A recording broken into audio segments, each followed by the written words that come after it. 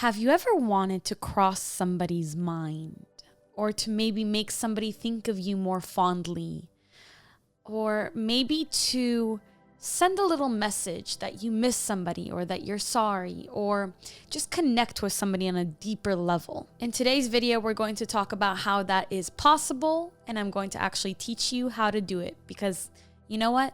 I want to get a lot weirder on this channel. Hello, my loves, and welcome back to my channel. If you're new, I'm Leeor Alexandra. Welcome to the B community. On this channel, we talk about spirituality, the law of attraction, self-development, thought forms, aliens, K-drama, and so much more. And today we are going to get pretty esoteric, pretty weird, and I hope you're in for it. I hope you're ready. We're going to talk about how to make somebody think about you. Yeah, it's true.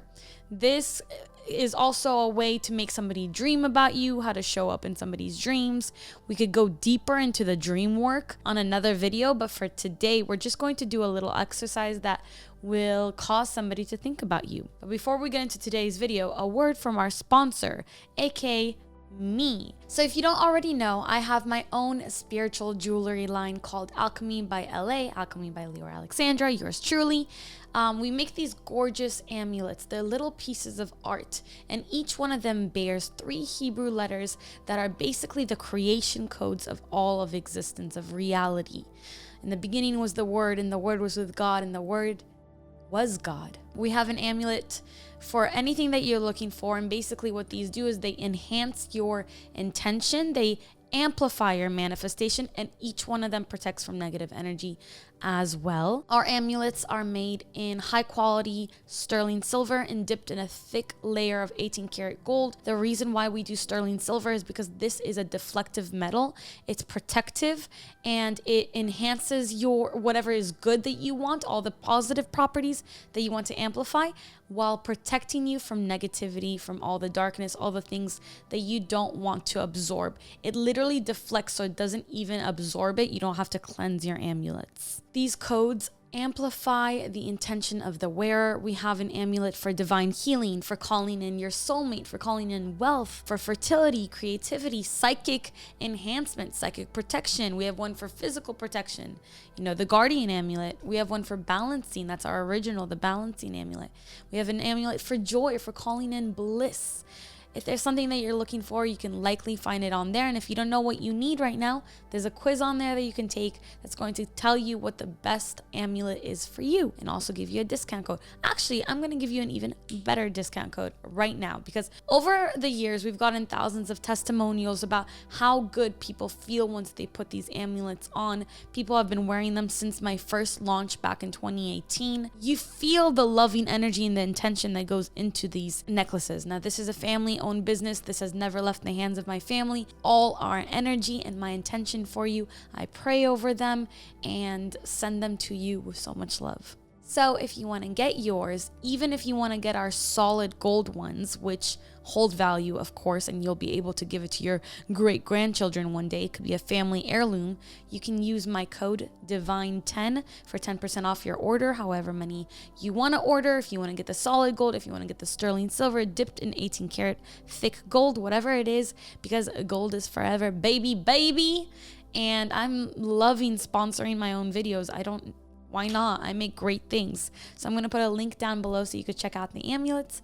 And without any further ado, let's get into today's video. How to make somebody think of you, think about you. Okay, so to explain this concept and to explain how to do it, there are a few things that we need to go over first so that we can be on the same page. Things like the collective consciousness, telepathic empathy, things like the collective consciousness, emotional telepathy, and energy cords. We got to know about all these so that we can use this method. So please listen until the end before attempting anything, because there's going to be a disclaimer that you must know before jumping into this method. So the first thing that I want to talk about is the one mind, the collective consciousness, and emotional telepathy as well. So to connect with someone via the mind, the system of minds, to implant a thought of yourself or to send a message of yourself into somebody else's mind, we have to first understand the concept of emotional telepathy and collective consciousness. Humanity has an energetic social network that connects all of our minds together. It is a communal or collective consciousness. It is a one mind. The way that I like to think about this is, imagine that there really is only one mind, and each one of us is tuned to a frequency of this mind, and we're experiencing a different reality through our physical bodies and the life that we were plopped into, right? But we all really come from this one consciousness, one all-knowing mind that we're all connected to at all times. This electromagnetic field of consciousness is what connects all of us to one another. And we're connected not just in this time, but all timelines, all time. Time isn't linear. We're connected to all aspects of ourselves and other layers of ourselves at all times. So examples in the world, in nature, that show us evidence of this collective consciousness is the multiple discovery theory, where two scientists or researchers or explorers or discoverers discover the same exact thing from two different places across the globe at the same time, having zero contact with one another. So mass hysteria is another example of this collective consciousness that we might experience in the world. The synchronization of menstrual cycles also is an example of this. And also the synchronization in the animal kingdom that we see in how birds fly together, how they flock, how ants and bees work together as if they're working through one mind. And there's many more examples of this. Some people may experience non-local knowing. This is intuitions that come from not from their own experience, but the experience of something other. This could possibly be when we accidentally access the knowing of another person, either in body or not. Carl Jung called this the collective unconscious and said that we inherit these memories and this information and wisdom from across all time and space, and we're born with it. And this collective unconscious or consciousness is a bank of memories, of knowledge, information, and experience that all of humanity contributes to. Think of Avatar, think of Pandora, right? Like the tree of life, the tree of knowledge. All of their experience is connected. There does not seem to be an anatomical structure for this thing that we experience, but we can clearly see it in nature. And because of that, it just remains unexplained how this works. But scientists know that there is something there that creates all this synchronization and this telepathy, really. So because we have this direct connection to one another, we can use this social network, this energetic social network, to send telepathic messages, emotions, images, thoughts, etc. The second thing that we have to go over is the concept of energy cords. Though we're all connected through this social network that I just explained, we do have a stronger connection to the people that we have established energy cords with. So whoever you come across and connect to, even, you open the door for your DoorDash delivery or your Uber Eats delivery, and you have a short exchange with this delivery person, there's an energetic cord that was just created there. However, it's a very, very weak one, and it won't last long, right? With people that we have been with intimately, or people that we share an emotional bond with, we have a much stronger tether to them energetically. And so you're more likely to be able to send a telepathic message to these people. You're more likely to be able to send a telepathic message to a best friend rather than somebody that you haven't talked to in years, even though you still will have an energetic cord with that person as well. You're more likely to send a telepathic message to somebody that you've been with intimately, slept with, rather than somebody that you just flirted with in the office, right? You can still do this with that person, but it's just always going to be stronger. That energetic cord is going to be stronger with the person that you have a stronger emotional connection with and a stronger physical connection with as well. So just recognize that the stronger the energetic cord, the easier it is to communicate with them telepathically. And I do know that I'm going to get the question, can I do this with somebody who doesn't know me? I've never tried to do that myself. And I am under the impression from my research and from speaking to people who do this as well, that is not actually something that you can do, that you can only do this with somebody that you've known either in this lifetime or past lifetimes. So if there's a celebrity that you want to send a message to telepathically, unless there's a situation in which you've had a lifetime with them, it's possibly if you want to try it. But just keep in mind, and we're going to go over this later on in the video, that consent is crucial and really important when it comes to this kind of thing. The stronger the energetic cord, the easier it is to communicate with anybody telepathically.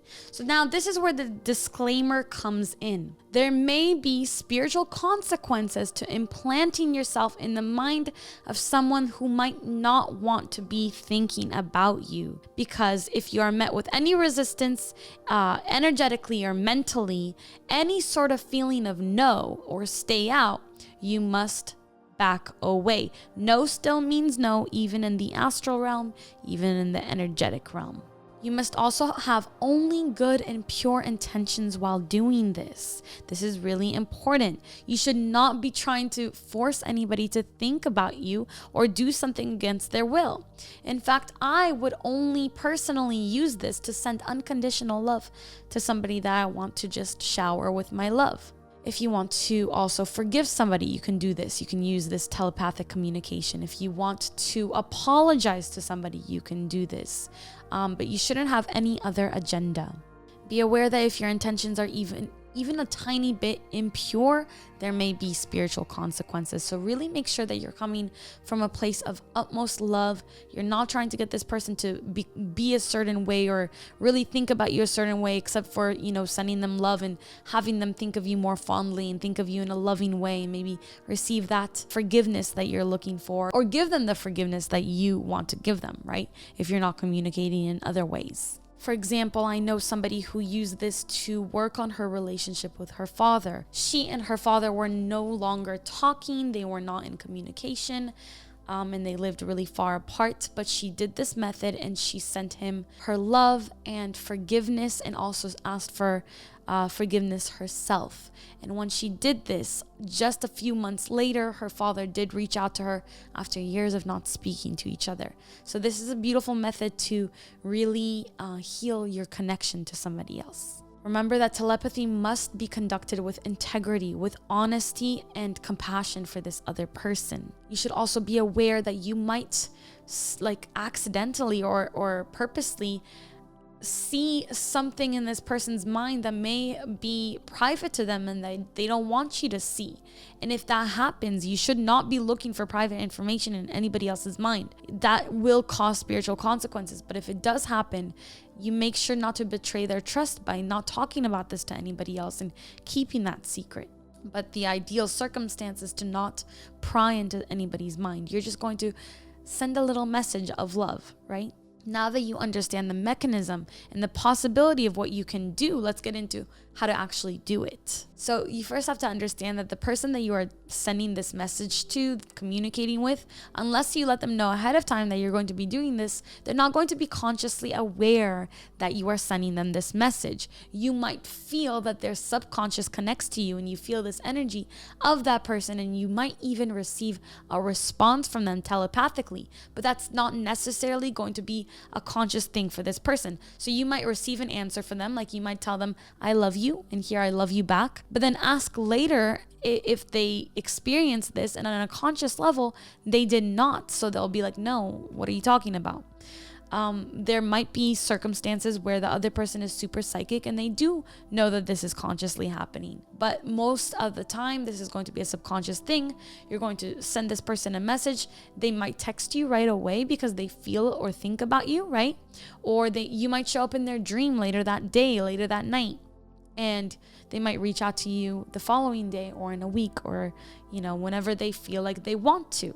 You should also know that if you do this with unconditional love and with pure intentions, you will be strengthening your connection to this person. So it's a really beautiful way to connect in a way that's, ultra physical. So this is how we do this, all right? So the first step is to get into a meditative state. This is a very relaxed alpha or even a theta state. I have many ways on this channel of how you can do that. Of course, you can do this by following a guided meditation or just sitting, closing your eyes and focusing on your breath for a bit, calming the body down, calming the mind down, or laying down and focusing on relaxing every part of your body until you're in this relaxed state, but you don't want to fall asleep. You want to be relaxed yet still awake so you can consciously make that connection. And your state of consciousness is the secret sauce to making this work. So this is the most important, to get into that meditative state. If you're not a meditator, if you don't know how to do this, like I was just saying, it's really good to just relax, just focus on the breath and just get into this calm, peaceful, balanced state. Okay? Now, as you get into this meditative state with your eyes closed, I want you to think about the person that you want to connect with. Think about the person that you want to make think of you. Think of them fondly and feel joy and happiness and love swirl around in your heart space as you think about this person. This is how we, pull out that unconditional love and those pure intentions. This is how we utilize them. So let this feeling of joy and love and appreciation wash over you. Feel it from your toes all the way up to your crown. And as you feel it wash all over your body and come up in a culmination at the top of your head, you take this feeling, right? You feel it leaving your body and imagining it going past your crown, up over your head. Imagine this feeling, perhaps seeing it as like an energy. Maybe there's a color to it. Imagine this energy wrapping around this other person, cradling them gently in love. Now you've made the connection. You are now connected to this person. You might feel their essence. If you're ultra sensitive like I am, you will feel some sort of connection there. You'll feel your energetic cord tighten or strengthen or vibrate even. You might feel vibrations throughout your body. If you're a little bit less sensitive psychically, it's still working. Don't worry, you've created this connection. And now you have the opportunity to send a message to this person, whether it just be to think of you, so just seeing maybe you two together, or thinking of a memory that you have with this person, and just bringing that to the forefront of your mind and seeing that connection, sending that message to that person. Perhaps you can send them a message like, hi, just say hi, or I love you, or I miss you, I forgive you, or I'm sorry, or a compliment. You can put affirmations in their head. You are beautiful, you are powerful, you are worthy, I love you, I miss you. So this message is coming from your soul and from your higher self, and it's going to be coated with your energy. So whatever it is that you're saying, they're going to feel it as you. At this point, you can listen for a reply, or you can feel a reply. You might actually get one. Remember that even if you get one, it's more likely than not that this is this person's super conscious, subconscious, higher self connecting with you, talking to you. And if you feel this loving energy back, you can continue this connection. You can keep talking. You can keep having this connection open for this session. If you feel any sort of resistance, I urge you to back away. If you're not wanted there, a no is a no, okay? Once this person thinks of you in this way, once you've created this connection with this person, they're going to see you as love. They're going to look at you as this loving being. And then you can definitely expect communication from them, if that's something that they want, if they want to reach out to you in that way. Or, you'll get a call or a text, or maybe they'll go and stalk your Instagram or something like that. Or you might run into them. You never know. And I'd love to know, once you do this and these things happen to you, if you come back and share your experience, I want to know. I'm so curious who you connected with and how it went. Now, remember that we also have to close this energetic connection. So once you're done doing this, when you feel your message has been sent, pull back that loving energy that you encased this person with, because this is just your, this is your energetic cord, and just imagine it kind of flying into the atmosphere, into the cosmos, being released, okay?